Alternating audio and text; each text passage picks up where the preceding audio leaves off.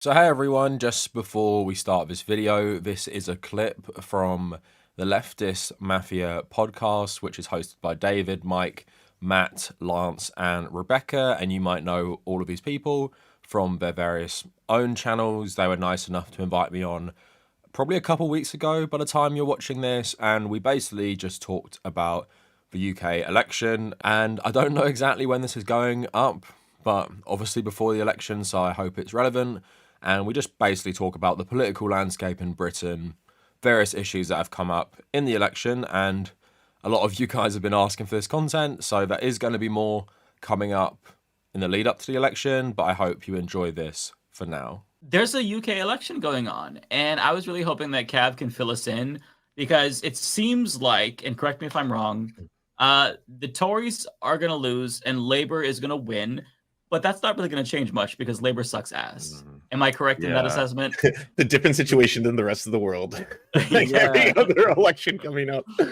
You're seeing, it's like every single. I mean, I wouldn't call it every single election because in Canada's South America, is remarkably similar. In South America, it seems like you either elect the grandson of a Nazi war criminal or you elect a communist. Where in Western democracies, it's like, oh, elect one guy who's like a hedge fund manager and terrible, or elect another guy who's like a lawyer and terrible. But how much, or how close they are in being terrible is just doesn't even matter at the end of the day. And Ireland, I know we're not talking about that. Ireland is even worse for this. It's literally the two major parties are literally the same. I couldn't even tell you any of the differences. But with the UK, yeah, you're right. We could just end the podcast there. That's all people need to know. But no, if we want to elaborate a bit further, basically, Jeremy Corbyn has been kicked out completely from the Labour Party. He can't even run as a Labour MP because the Labour right essentially did a coup after the failure of 2019. But they actually tried to make him lose both elections in the first place because they never wanted a socialist prime minister. Most of them they're like Blairites, more right wing than Tony Blair, I'd say. And yeah, they had a coup. And then Keir Starmer, we call him Keith on the UK left because Keir Hardie is the founder of the Labour Party. That's why he's called Keir Starmer, but we don't want to associate them together. So Keith Starmer, he basically came in the leadership campaign promising, basically, I am Jeremy Corbyn, but without all the baggage. I'm not an anti-Semite old Corbyn, who is anti-Semite for opposing Israel, but I'll still promise all the good things. I'll abolish the House of Lords, which is our unelected second chamber, nationalize water, nationalize rail, all this great stuff. But then slowly as time has gone, he's gone back on every single promise and has played heavily into the culture of the Tories, started talking about trans people in a similar way, started basically saying about the refugee crisis, the Tories are bad because they don't deport them quick enough. And if you elect me, I'll do that. So it's like the Overton window in this country has shifted so far right. And it's depressing that I'm old enough that I remember this sort of rhetoric was seen as it's just not British, saying all this terrible stuff about immigrants and refugees. We're not like Nigel Farage, that fringe candidate. And now he's coming in with a new party, Reform UK, which used to be the Brexit party. And it's looking like they could maybe even overtake the Tories, at least in terms of votes. I'm not sure about seats. So it's a far-right party being more far-right than the current far-right version of the Tories. So that might be interesting. But yeah, as you say, we're going to have a Labour landslide, maybe even bigger than 1997. And which is more depressing because the 1997 Labour Party weren't exactly socialist. We're going to have even less change than that. It's literally like electing the management class to run the country without controversy. Think of it like Joe Biden win the presidency. It's basically the same thing on 90% of issues. Maybe they won't make the country totally shit like it is going down right now. But there's no incentive for left-wing people to vote Labour.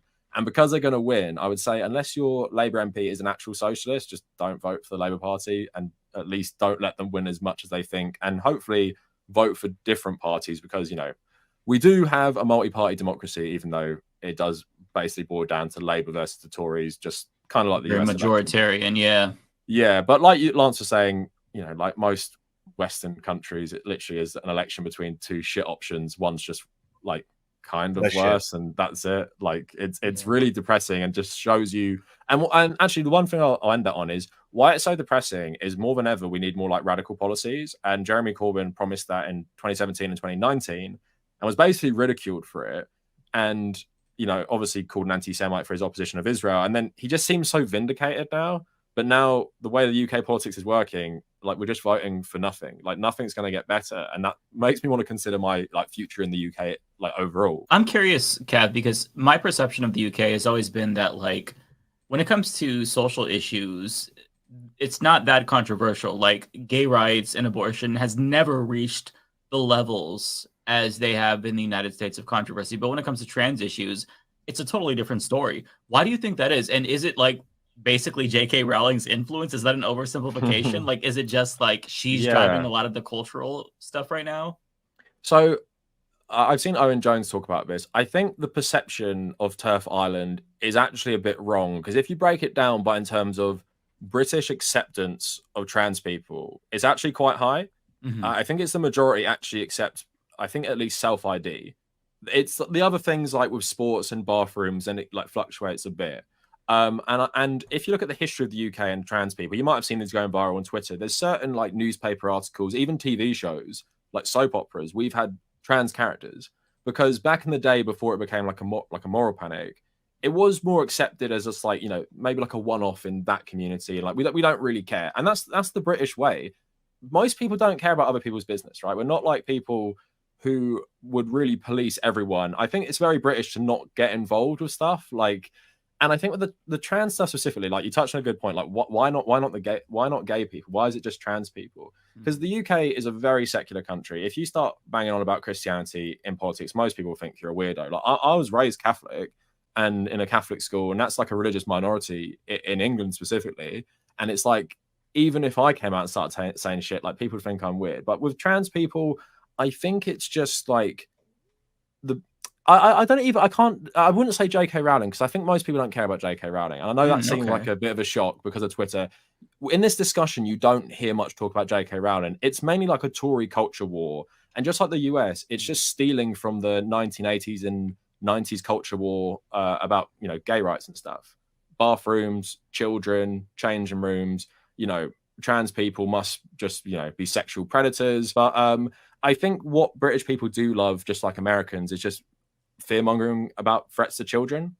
So if you frame it in a way like, you know, medical malpractice on children, because that's the recent thing in the UK about, you know, puberty blockers and stuff, that's the recent law changes. I think that's where people just reactively go, oh, that's bad because I don't understand it. Because we, unlike America, there's not too many visible trans people in like mainstream culture in British society. And I actually spoke about this with a trans British YouTuber called Matriarchetype, because she also said, you know, when I was growing up, I didn't even really know it was a thing, like being transgender, because we just had no people in the public eye.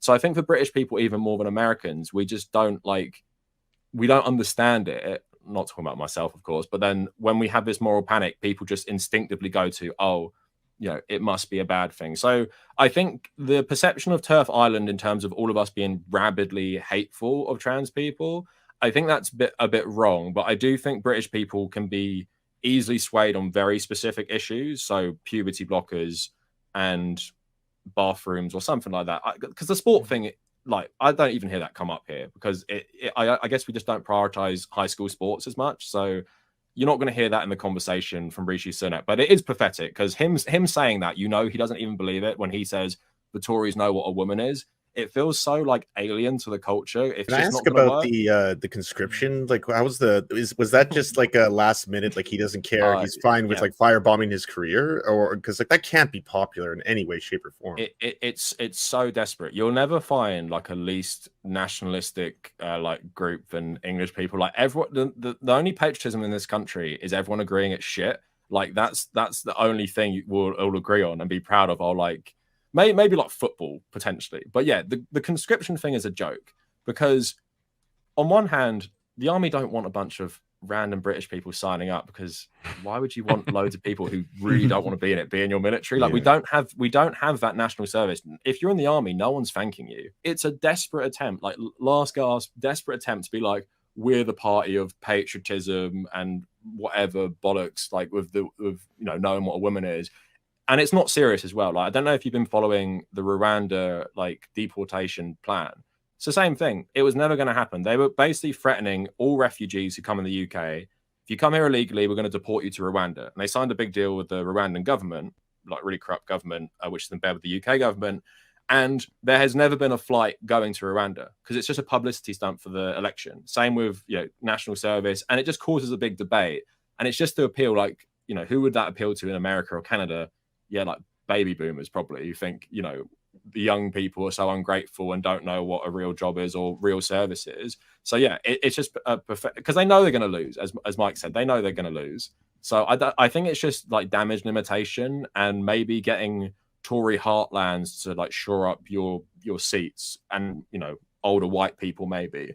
But yeah, it's a joke. I couldn't imagine that ever being implemented because I think like less than 1% of people eligible to be in national service would even sign up. It'd just be totally embarrassing. Like we'd make the country look so stupid. So I can't see anyone ever implementing that again because we don't have any love for the country. And why would you have love for a country that just fucks you over all the time? Like, again, that's what most British people agree on, especially my age.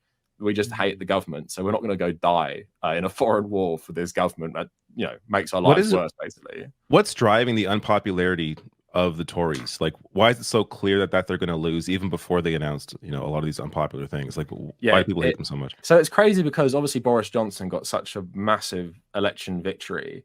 So you obviously have that element of they've been in power so long and people just get sick sometimes of people in power. But I think it's like when you're in power so long, you can't blame anyone else. Like, how can you say it's the Labour Party in the financial crash of 2008 for ruining the country when it's 2024? They do try that sometimes, though, but it just doesn't work. And also, by every metric, and people can really feel it in their life as well, everything's getting worse, like public services, grocery prices, which are traditionally quite cheap in the UK, and I think are still pretty cheap compared to somewhere like Canada. They've been going up, and I think rent is a big one. So especially like with the new electorate of like younger people, the rent, there's like literally like no rent control in this country. It's just insane how we're owned by landlords, and so many landlords are MPs. And also the Tories, remember, crashed the UK economy in 2022. Nearly like erased nearly all the pension funds, like the public pension fund that everyone gets, because they were gambling it, like with this ultra libertarian economics. And that sent like the pound crashing. Because I remember I was in Vietnam and how much your money suddenly was worth less in a country like that when it happened. So it's just like so many things together. And I think people just want change at the end of the day. And I think what people, don't get right of Brexit, a lot of people voted for Brexit because they wanted a change in their life. They just couldn't it's like with Donald Trump in 2016. They just couldn't pinpoint what was wrong. And when you're being told, oh, it's the EU, it's immigrants, it's a foreign dictatorship, people will be like, oh, I'll vote for Brexit and my life will get better. And then we have the Brexit election 2019. Boris Johnson says, elect me to finish the job. We elect him. And then still our lives getting worse and worse and worse. So all the Tory promises have basically been shown to be like bullshit while everything gets worse. And I think big ones that people really feel, NHS waiting times are just ridiculous. Like people can't get ambulances anymore because there's just not enough stuff. And obviously, even as you get an aging population, that stuff becomes more important. So people are really feeling this right now. And, when you're desperate, you're just voting for a change. Do people know what Keir Starmer stands for? No. Would most people be able to name like 2 policies he has? Probably not. And that's what his game plan has been. Like Joe Biden, I'm just not them.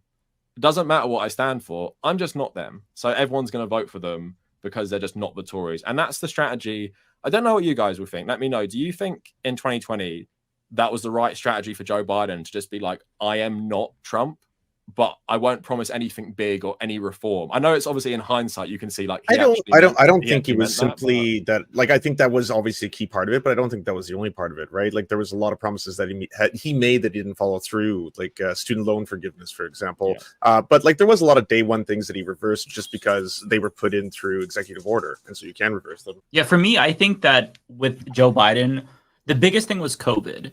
Because that was the thing that really impacted all of our lives in a very, very substantial way. So seeing the way that Trump botched it, I honestly think that made the biggest difference. Although I don't know if this has ever been quantified, but I feel like if COVID never happened, Trump would have probably gotten, a second term, just because he wasn't necessarily offering any revolutionary policy. Sure, he was trying to code himself as a progressive, but then behind closed doors telling donors that nothing is going to fundamentally change. So I think that a lot of it was just, look, now is the time when you want a president who's just normal. And even if it's a milquetoast one, he can get us through COVID, at least competently. I think that's really what it was about. And there's really something to this thing that we see happening everywhere, right? Where we kind of oscillate back and forth between, center left and far right, the Tories, then Labor, Democrats, then Republicans. And I think this is just like everybody not really knowing how to react to the changing world and the death of capitalism.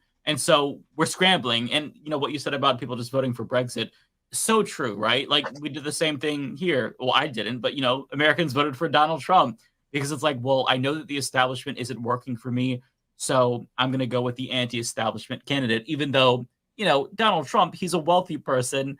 When he got in, did the bidding of the establishment. Not necessarily surprising, but people just don't know how to respond to it. And it's frustrating because the way that you defeat fascism is by having a leftist impose popular policies. I mean, the way that, basically we always kind of view it as like FDR saved capitalism from itself, but it's kind of true in a sense because, after, the Great Depression and, during World War II, he came through with a lot of policies and he was really popular. And I think that we're kind of just too corrupt. Like Democrats are too far gone. They're too neoliberal to try that. Same with the, the Labor Party. And as a result, we're kind of just all losing our shit and go back and forth between two shitty parties. One thing that does stand out to me, though, just as an American, with regard to British politics, is I'm starting to notice, and maybe it's just because I'm paying a little bit more attention now because there's an election, I'm starting to notice more, I guess, like an Americanization of British politics in the sense that you get so much more loons now.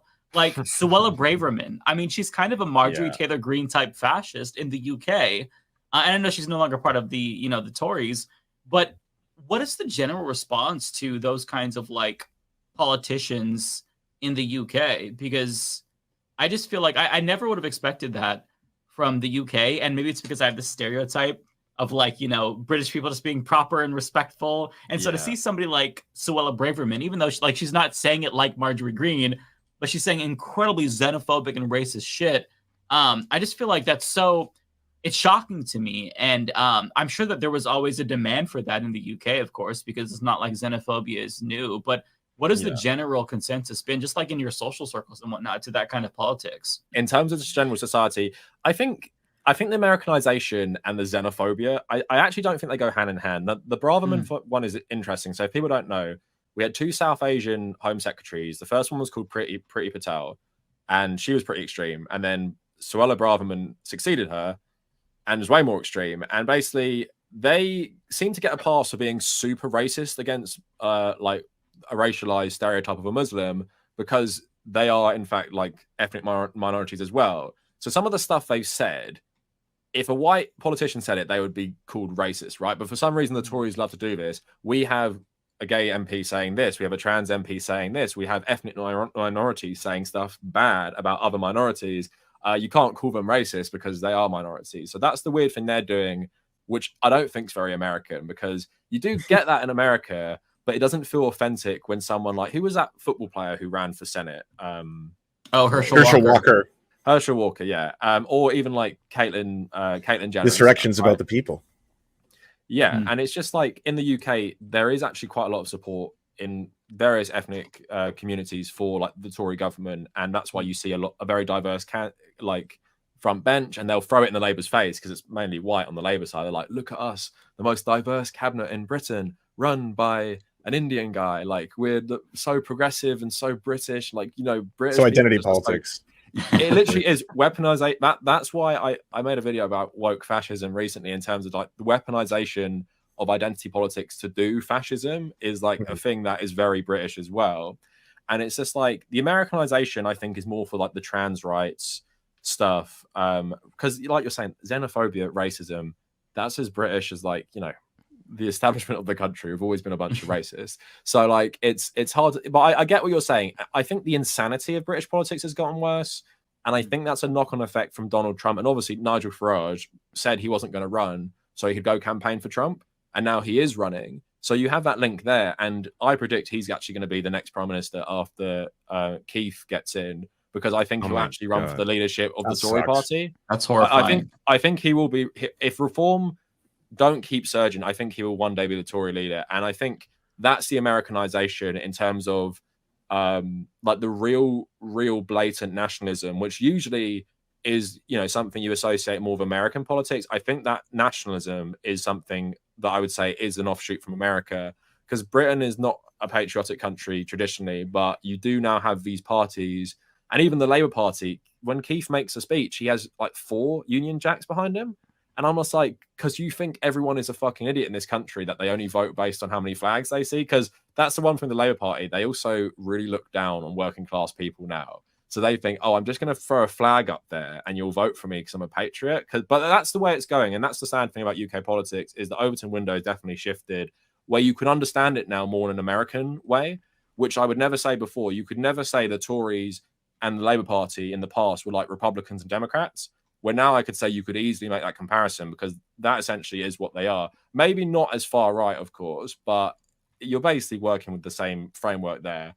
And like you were saying about the death of capitalism, Mike, I feel that really hard. It's like 2 parties playing ping pong while the world just like burns around them. And like, because that's the thing you can't ignore, isn't it? It's climate change. Like, it's all well and good just playing this game of politics, but when you have this like existential threat to humanity in the background, you can't just keep electing centrists and then far right people, because they're not going to do anything. And that's why, I am, hearing that stuff about Trump with the oil barons. I'm like, for fuck's sake, like, we're just so screwed, aren't we? Like, it is really depressing being a leftist. So if you don't pay attention to politics and you're somehow watching this stream, maybe this should be your last exposure. Man, do you remember? So I think that we first talked in 2019, and it was after Labour had lost, and I was gutted, because before that, I was like, oh my God, we are possibly going to live in a world where Jeremy Corbyn is the prime minister and Bernie Sanders is the president. And that was like the first wake-up call, the first red flag. And now look at us 4 years later, where it's like, we're all gonna fucking die. We're doomed.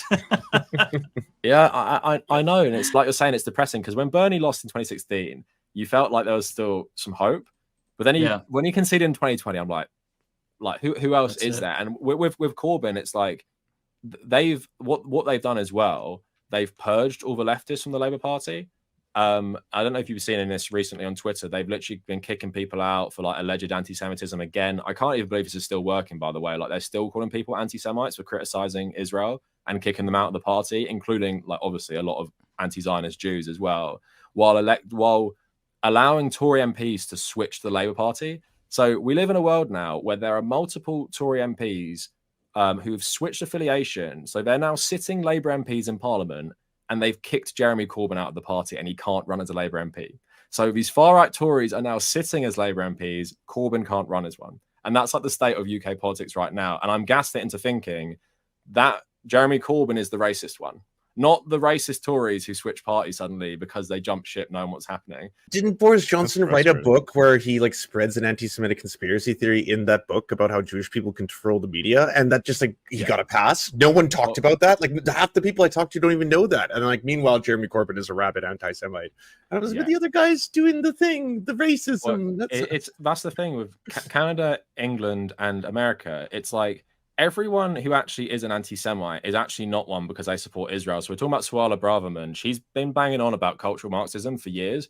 And because we're so like illiterate in terms of like fascism in the UK, it's like we don't even realize she's literally just saying loads of anti-Semitic shit. And like you're saying, Boris Johnson wrote that book. No one has ever brought that up because he supports Israel. So they don't give a shit. Jeremy Corbyn says Jeremy Corbyn is pretty mild-mannered with his support of Palestine in terms of like the stuff you would hear from the 5 of us here about what we'd say. And he still gets called people act like he's Hitler. Like, it is actually insane. And it's insane how that really works as well, because the UK traditionally, I know we've been like one of the biggest supporters of Israel, but people don't give a shit about Israel. It's not like the US where like Christians are insane about it. And like, obviously, because, the US has a massive Jewish population as well. You have that like support there already. And then you have more like Democrats supporting it. The UK doesn't give a shit about it. So it's so insane that this has worked so well in purging like all left-wing politicians by just calling them an anti-Semite just because they might have some mild criticism of Netanyahu.